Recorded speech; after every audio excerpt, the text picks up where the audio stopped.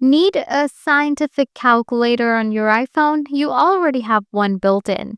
The standard calculator app can transform into a powerful scientific calculator with just a simple step.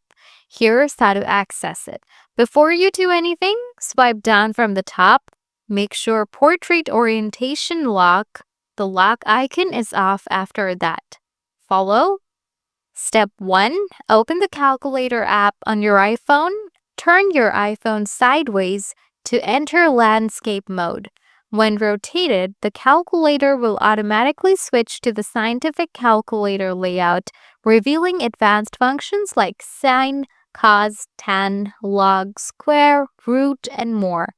Now you have a scientific calculator ready to go whenever you need. Into app download required. If this guide helped you, don't forget to subscribe for more useful tips and stay tuned for the next video.